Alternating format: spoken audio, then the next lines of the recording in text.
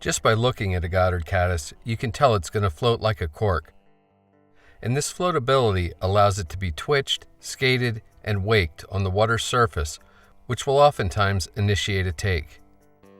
They can, however, be a bit fussy and time-consuming to tie. Hopefully, the procedure shown here will help to ease some of the pain.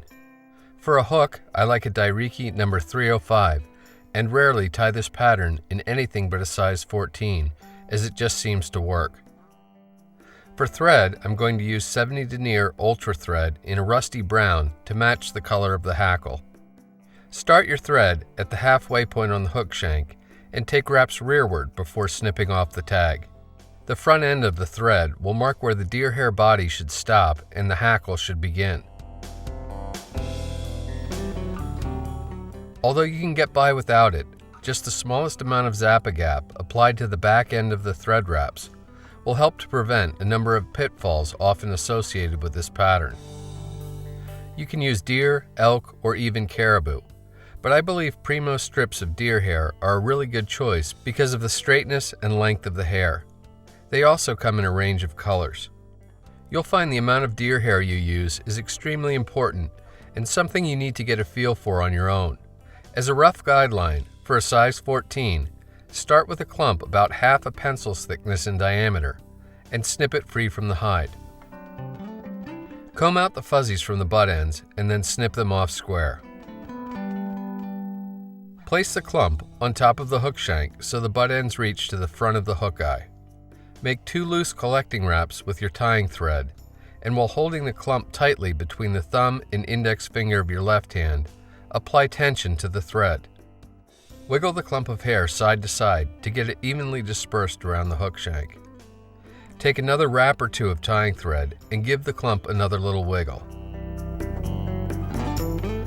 Keep on adding wraps until the clump no longer moves. This means the Zap-A-Gap is set. Notice the deer hair really wasn't spun here, it was just flared around the hook shank.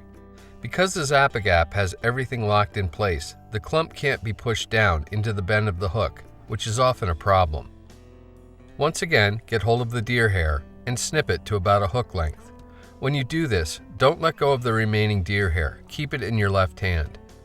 With your right hand, push the fibers rearward and then place the remainder of the deer hair on top of the hook shank and take a couple of thread wraps to compress and flare the hair.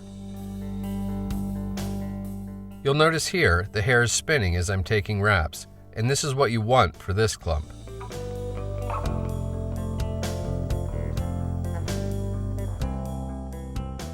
Use a hollow tube, like a straw, a half-hitch tool, or the end of some bodkins, to push the hair back to that halfway point on the hook shank. Then bring your thread all the way up to that point. For the initial trimming, fairly long, high-quality scissors with micro serrations are the way to go. All you're really trying to do is square off the sides, top, and bottom. Once you have the lion's share of the material removed, switch back to your regular tying scissors for the final trimming. The idea is to trim the front part of the body into a cone shape while leaving everything aft of the hook bend untrimmed for now.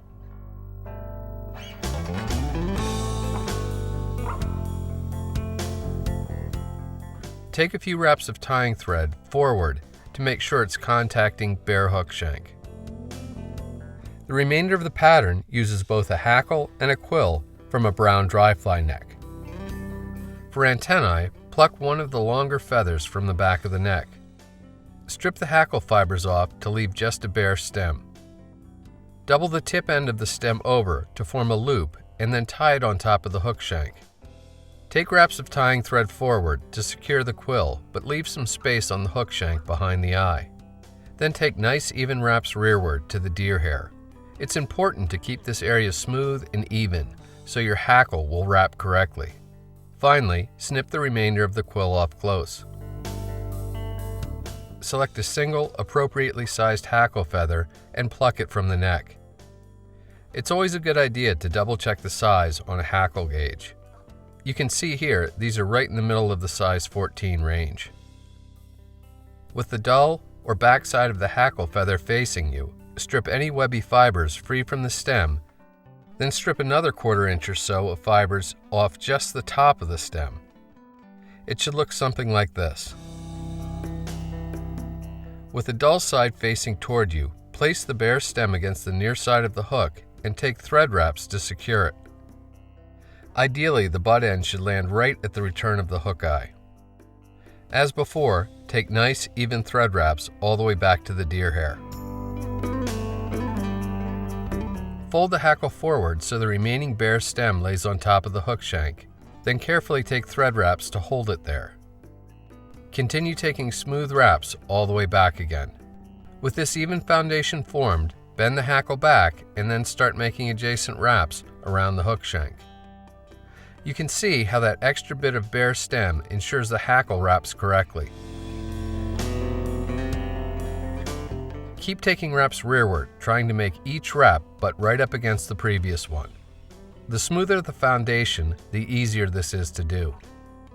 When you reach the deer hair, pull the hackle feather to vertical and give your thread bobbin a clockwise spin to cord up and decrease the diameter of your tying thread.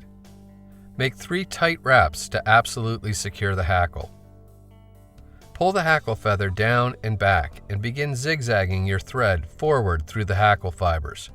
The closer your wraps are together, the less likely you are to trap fibers. When you reach the hook eye, take a few wraps around the hook shank to secure your tying thread and follow this up with a 4 or 5 turn whip finish, trying your best not to trap hackle fibers in the process. You can then snip or cut your tying thread free. Snip the loop to form 2 antennae and then trim them off even. Give the remaining hackle tip a quick snap forward to break it off close. Now for the final trimming, which is easiest done with the fly removed from the vise. Begin by getting hold of the fly like so.